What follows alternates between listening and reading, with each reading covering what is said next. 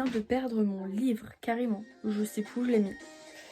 Et oui, petite vidéo booktube en fond, mais where is my book en fait? C'est une grosse blague. J'étais sûre que je l'avais amené dans la chambre. Je suis trop une connasse, il était juste là.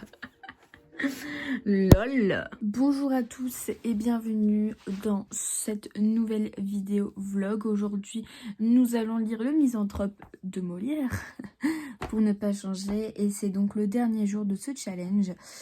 Franchement, c'était pas mal. Juste un jour... Oui, mes cheveux, c'est la cata. Juste un jour où je n'ai pas lu, c'était le jeudi, je crois. Sinon, j'ai bien aimé faire ce challenge. Ça m'a poussé à lire des classiques que je n'aurais peut-être pas lus de moi-même. Enfin, je les ai lus de moi-même vu que je me suis imposé moi-même ce challenge. Mais voilà, ça me les a fait sortir de ma pile à lire. Et franchement, c'est plutôt pas mal. J'ai eu de bonnes découvertes. Molière, j'aime beaucoup. Bon là, à l'heure où je vous parle, j'ai déjà lu le début du Misanthrope et je pense pas que ce soit celui que j'ai le plus aimé. De mes lectures que j'ai faites, bon, le livre préféré, enfin le livre que j'ai préféré bien évidemment c'était Le Petit Prince, mais au-delà de ça, j'ai beaucoup aimé Le Médecin malgré lui, Les Femmes Savantes aussi, franchement ça a été. Tartuffe aussi il était bien. Voilà, Le Misanthrope, je pense que ce sera celui que j'aimerais le moins. J'ai beaucoup aimé Les Contes de Gauthier aussi, sauf La Morte Amoureuse. Hein. Et Jules Verne, pas mal aussi. Donc franchement, je suis agréablement surprise d'aimer ce genre de lecture. Donc c'est pas plus mal. Voilà, ben on va continuer cette petite vidéo en parlant vite fait. J'ai bien dit vite fait du Misanthrope. Et c'est parti mon kiki. Bon, ça sert à rien de raconter la vie de Molière puisque bah, je l'ai fait pendant ces deux vidéos sur Molière. Même s'il y en a 4 qui sortent avec celle-là. Les deux premières, il y a la vie de Molière. Donc si vous voulez savoir ce qui se passe dans sa vie, allez voir les deux premières vidéos sur Molière. Donc le Misanthrope a vu le jour en 1666. Elle est considérée comme la pièce la plus grave de Molière, mais aussi la plus énigmatique. Certains disent que c'est la pièce où Molière se dévoile le plus et où il expose le plus de ses chagrins.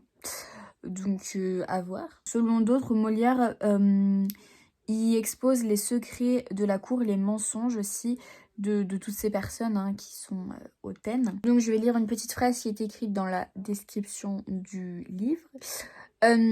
Aujourd'hui on retrouve dans les propos du Misanthrope des idéaux que l'on partage et des indignations très actuelles. Mais il faut savoir aussi qu'à l'époque, c'est une pièce qui faisait rire, hein, puisque bah il n'y avait pas tout ce recul, je pense, de la pièce la plus grave de Molière.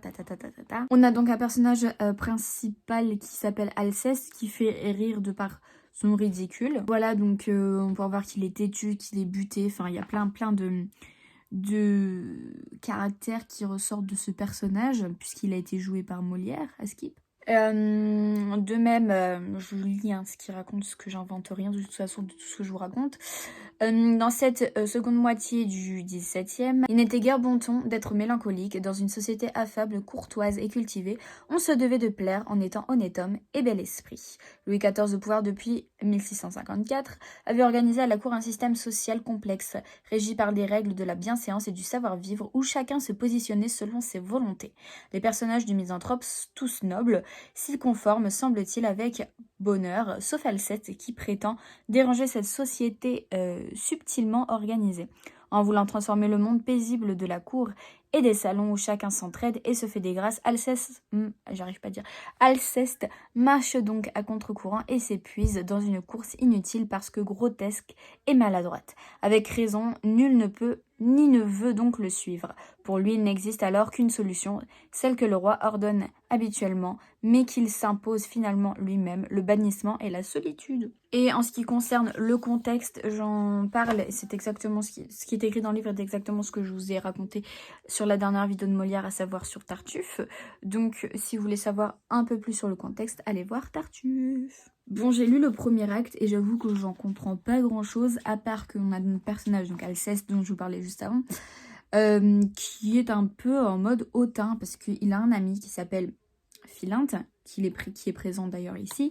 Philinte qui s'est fait un nouveau pote, sauf que Alceste lui dit non, en fait, t'as pas de faire de nouveaux potes.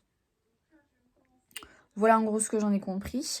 Et on a donc ce nouveau pote qui arrive un peu plus tard. Et ce nouveau pote veut devenir pote avec Alceste en lui racontant un poème, un sonnet. Sauf que Alceste, non. Il le critique et tout. Donc ça part en des petites chamailleries, ce genre de choses. Donc voilà. À voir la suite. Bon, et bien je viens de lire l'acte 2. Ça va vraiment être celui que je vais le plus détester, je pense, de Molière, le Misanthrope. Donc scène 2, en fait, on fait la connaissance de... Comment elle s'appelle déjà? La fille, je ne sais même plus. De Célimène, on fait la connaissance de Célimène. Et en gros, donc notre mec qu'on a eu depuis le début, la Alceste, qui est tourné en ridicule, il la kiffe. Mais le problème, c'est que elle est entourée de plein d'autres mecs, si j'ai bien compris. Et d'ailleurs, dans d'autres scènes, on peut voir que d'autres mecs arrivent, des marquis, voilà. Et à un moment, il y a un garde de police qui arrive et qui demande à voir Alceste pour qu'il parte avec lui, parce que finalement, il faut qu'il aille se faire juger au tribunal à cause de sa querelle avec Oronte. Bon, et bien j'ai lu l'acte 3, pas terrible non plus. Donc on a les deux marquis au tout début qui se disputent.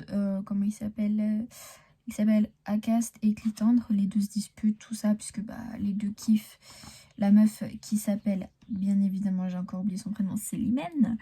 La preuve que je suis pas à fond dedans, puisque je retiens même plus leur prénom.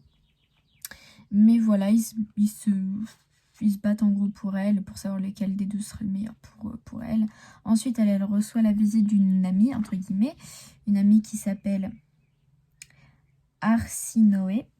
Et en fait, elle c'est une prude et elle est là en gros pour lui dire que les gens parlent sur elle, comme quoi elle a plein d'amants, tout ça, enfin, que des trucs comme ça. Et du coup, elle, à la fin, cette meuf-là, Arsinoé, elle va voir Alceste.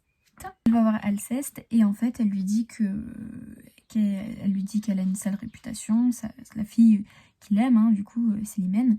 Elle lui dit qu'elle a une sale réputation, qu'il ne doit pas se mettre avec elle, qu'elle est en train de le trahir, de le tromper, et qu'elle, du coup, elle est en train de séduire Alceste, cette dame-là, cette prude.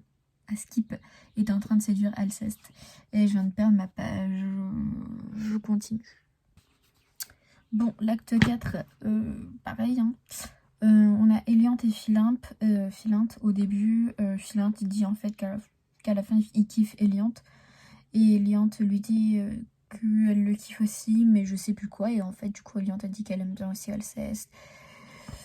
Bref, un truc chelou. Ensuite, on a Alceste qui arrive et tout, qui est vénère parce que Askip, Arsinoé, cette meuf prude qui le kiffe, lui a donné une lettre comme quoi Célimène, elle aime Oronte.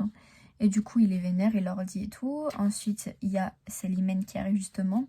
Donc avec Alceste, du coup, Alceste l'accuse de le tromper, tout ça, enfin bref. Et Célimène, elle retourne un peu la situation à son avantage.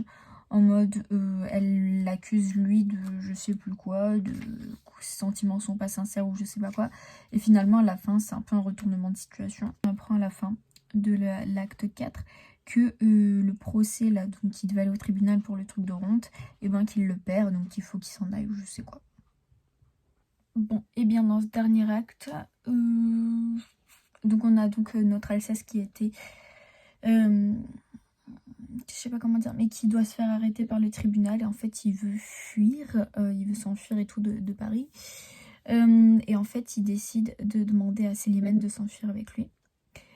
On a ensuite tous les mecs de Célimène qui se réunissent et en fait... Non, d'abord on a Oronte et comment il s'appelle, Alceste qui se réunissent et il leur demande de choisir... il demande à Célimène, j'arrive pas à parler, de choisir entre les deux.